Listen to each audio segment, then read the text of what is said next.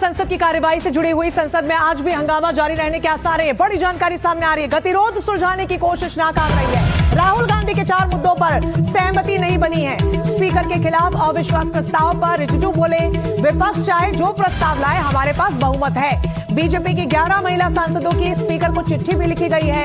विपक्ष की महिला सांसदों के रवैये पर आपत्ति जताई गई है। 4 फरवरी की घटना दुर्भाग्यपूर्ण है। चिट्ठी में इस बात का जिक्र हुआ है। दरअसल अविश्वास प्रस्ताव को लेकर विपक्ष एकजुट है। हालांकि 100 सांसदों के हस्ताक्षर चाहिए होते हैं, लेकिन किरण रिजिजू ये कह रहे हैं कि विपक्ष चाहे जो कर ले, जो सोच ले, बहुमत तो हमारे पास है। हालांकि राहुल गांधी ने अपनी मांगे भी सामने रखी थी। विपक्ष के तौर पर 4 बड़ी मांगों को सामने रखा गया था, जिसमें इस बात का जिक्र किया गया था कि स्पीकर राहुल गांधी को बोलने दे, निशिकांत दुबे को बोलने दिया गया था। साथ ही एक बड़ी मांग ये भी थी कि जो विपक्ष की महिला सांसद हैं, उन पर जो तमाम आरोप लगाए गए हैं, उन्हें हटाया जाए। क्योंकि जो घटना देश भर ने यहाँ पर देखी, जब प्रधानमंत्री नरेंद्र मोदी के पास, जैसा कि जिक्र उसमें किया गया है कि महिला सांसद पहुंच रही थी, इसी को लेकर विपक्ष लगातार अड़ा हुआ है। और इन सब के बीच बड़ी जानकारी जो सामने आ रही है वो ये कि आज भी हंगामेदार हो सकती है कार्यवाही। इस पूरे मामले में आज भी हंगामा जारी रहने के आसार हैं। गतिरोध सुलझाने की कोशिश नाकाम रही है। राहुल गांधी के 4 मुद्दों पर किसी तरीके से बात नहीं बनी, जिसका जिक्र अभी हम कर रहे थे। स्पीकर के खिलाफ अविश्वास प्रस्ताव पर रिजिजू ये कह चुके हैं कि विपक्ष चाहे तो प्रस्ताव ले आए, लेकिन जो बहुमत की आवश्यकता होती है, जो एक पूरा प्रोसेस और प्रक्रिया होती है, उसके तहत बहुमत हमारे पास है। बीजेपी की 11 महिला सांसदों ने मिलकर स्पीकर को एक चिट्ठी लिखी है, जिसमें विपक्ष की जो तमाम महिला सांसद हैं, उनके रवैये पर आपत्ति जताई गई है। साथ ही चिट्ठी में 4 फरवरी को जो घटना हुई, जिसको लेकर लगातार सवाल खड़े हो रहे थे, सुरक्षा के लिहाज से भी, उसको बेहद दुर्भाग्यपूर्ण बताया गया है। अब आज की जब कार्यवाही शुरू होगी तो देखना दिलचस्प होगा क्या विपक्ष अविश्वास प्रस्ताव लेकर सामने आता है। हालांकि इसकी टेक्निकलिटी में अगर आप जाएं तो बहुमत का आंकड़ा होना बहुत ज्यादा जरूरी है। और किरण रिजिजू पूरी तरीके से आश्वस्त नजर आ रहे हैं और वो कह चुके हैं कि विपक्ष चाहे तो अविश्वास प्रस्ताव ला सकता है, लेकिन बहुमत हमारे पास है। विपक्ष की नाराजगी लगातार स्पीकर से यह है कि हमें बोलने का मौका नहीं दिया जा रहा। संसद की कार्यवाही में नेता प्रतिपक्ष राहुल गांधी ये कहते हुए भी सुनाई दिए कि स्पीकर साहब, आप हमें बता दीजिए कि हमें क्या बोलना है और किस मुद्दे पर बोलना है। तो लगातार जो नाराजगी है विपक्ष की, वो सामने आती रही। हालांकि कल की कार्यवाही की तस्वीरें भी हमने आपको दिखाई थी, जहां पर स्पीकर लगातार यहाँ पर निरोध कर रहे थे, उनसे रिक्वेस्ट यहाँ पर कर रहे थे कि आप बोलिए, लेकिन जो मुद्दा यहाँ पर है उसी पर बात होगी, उसी मुद्दे पर आप बोलिए। लेकिन विपक्ष लगातार अपने मुद्दों पर बातचीत को लेकर अड़ा हुआ है। ऐसे में राहुल गांधी की तरफ से 4 बड़ी मांगे की गई थी, लेकिन उन मुद्दों पर अब यहाँ पर गतिरोध जारी है, उन पर बात नहीं बनी है। और इन सबके बीच वो चिट्ठी जो यहाँ पर बीजेपी की महिला सांसदों ने लिखी है, उसमें उस घटना को बेहद दुर्भाग्यपूर्ण बताया गया है। तो इसी मामले से जुड़ी एक और बड़ी जानकारी आपको दे देते हैं। बीजेपी की महिला सांसदों ने लोकसभा स्पीकर को चिट्ठी लिखी है। बीजेपी की महिला सांसदों ने सदन में हंगामे पर कार्रवाई की मांग की है। लोकसभा स्पीकर को लिखे पत्र में बीजेपी की महिला सांसदों ने यह दावा किया कि 4 फरवरी को सदन की मर्यादा तार-तार की गई। बीजेपी की महिला सांसदों ने कहा कि विपक्ष की कुछ महिला सांसदों ने पोस्टर के साथ प्रधानमंत्री की कुर्सी तक वो यहाँ पर पहुंच गई और चारों तरफ से उन्हें घेर लिया। वहां पर सरकार के वरिष्ठ मंत्री मौजूद थे। सदन में इस तरह के व्यवहार पर कड़ी कार्रवाई की जाए। जो घटना 4 फरवरी को हुई, उसको लेकर लगातार सुरक्षा के लिहाज से भी सवाल खड़े किए जा रहे हैं। राजीव रंजन जुड़ गए हमारे साथ ज्यादा जानकारी के साथ। राजीव, अविश्वास प्रस्ताव को लेकर लगातार संशय बना हुआ है, विपक्ष अड़ा हुआ है कि अब अविश्वास प्रस्ताव लेकर आएंगे। किरण रिजिजू कह रहे हैं आप ले आइए, बहुमत हमारे पास है। प्रक्रिया हुई तो किस तरीके की तस्वीर देखने को मिलेगी? देखिए, अभी विपक्ष के पास दिक्कत है कि जो कई साथियों का उन्हें समर्थन चाहिए था, चाहे टीएमसी की बात करें, एनसीपी की बात करें, और कुछ 1-2 और विपक्षी दल के सांसद वो खुल के इस मुद्दे को लेकर समर्थन नहीं कर रहे हैं। वो कह रहे हैं कि सदन चले, लेकिन सदन में आपको बता दें कि गतिरोध लगातार बना हुआ है। खासतौर से 2-3 मुद्दे हैं जिसको लेकर विपक्ष लगभग एकजुट नजर आता है। पहली बात की विपक्ष के नेता को बोलने नहीं दिया गया राष्ट्रपति का अभिभाषण के धन्यवाद प्रस्ताव।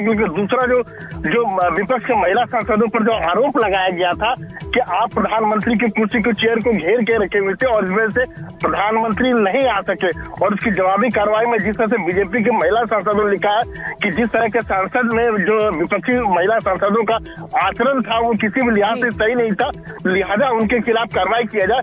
तो कुल मिला जुला कर यह कह सकते हैं कि दोनों के बीच में यानी सत्ता पक्ष और विपक्ष की बात करें तो टकराव लगातार बढ़ता चला जा रहा है। और बीच बचाव की कोशिश मुख्य बिंदु का जिक्र विपक्ष की तरफ से भी किया गया था कि जो तमाम आरोप यहाँ पर महिला सांसदों पर उनकी लगाए गए उसे हटाया जाए। बहरहाल इस पूरे मामले पर आप नजर बनाए रखिएगा। फिलहाल बहुत शुक्रिया आपका तमाम जानकारी के लिए।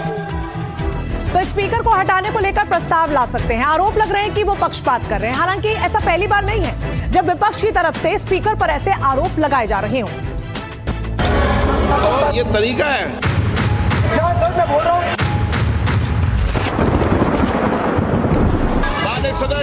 चलिए बैठिए।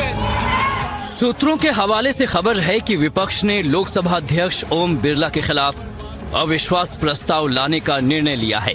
ये फैसला संसद के बजट सत्र के दौरान विपक्षी दलों की एक महत्वपूर्ण बैठक में लिया गया। अविश्वास प्रस्ताव के पीछे विपक्ष का आरोप है कि सदन में निष्पक्षता नहीं बरती जा रही है। हम जो बोले उसको ऑथेंटिक कर सकें, उसी विषय को सदन के पटल पर ये मर्यादा बना के रखें। सर दीजिए। Sir this is 100% authentic. माननीय रक्षा मंत्री जी सदन में ऑथेंटिक बात बोल रहे हैं। वो ये बोल रहे हैं कि इस पुस्तक का प्रकाशन हुआ है नहीं हुआ, उसका जवाब दे दें आप। पिछले दिनों पीएम को लोकसभा में बोलना था, लेकिन स्पीकर ने आखिरी वक्त में उन्हें सदन में नहीं आने की सलाह दी, क्योंकि उन्हें विपक्षी सांसदों की तरफ से अप्रिय घटना की सूचना थी। ये बातें ओम बिरला ने खुद कही थी। इसको टालने के लिए मैंने माननीय प्रधानमंत्री से आग्रह किया कि उन्हें सदन में नहीं आना चाहिए, और सदन के सभापति होने के नाते मेरी जिम्मेदारी बनती थी। ऐसा पहली बार नहीं है जब स्पीकर ओम बिरला विपक्ष के निशाने पर हैं। पहले कई बार ऐसा हो चुका है। लोकसभा चुनाव के बाद सदन में स्पीकर और कांग्रेस सांसद दीपेंद्र हुड्डा के बीच का संवाद सुनिए। किस पे आपत्ति नहीं, सलाह मत दिया करो। चलो बैठो, चलिए।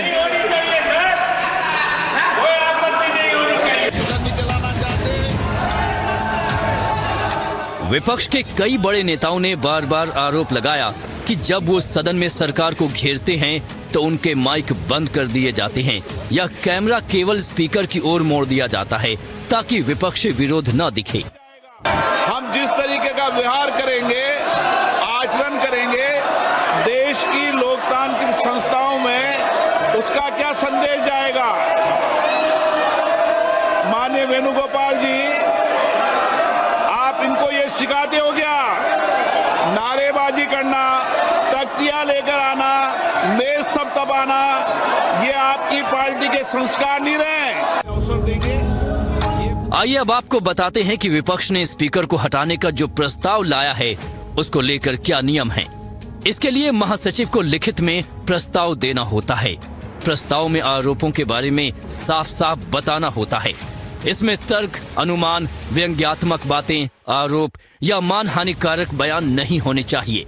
प्रस्ताव के लिए दिन तय किया जाएगा और ये प्रस्ताव के नोटिस मिलने की तारीख से 14 दिन बाद का कोई भी दिन होगा।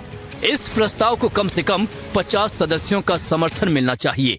ऐसा नहीं होने पर प्रस्ताव गिर जाएगा। लोकसभा का प्रस्ताव सदन के उस समय के सदस्यों के बहुमत से पारित होना चाहिए। बहरहाल विपक्ष ने प्रस्ताव लाने का निर्णय कर लिया है। देखने वाली बात होगी कि इसमें आगे क्या कुछ होता है। विदेश मंत्री जी बात मत करिए इनसे। माननीय सदस्य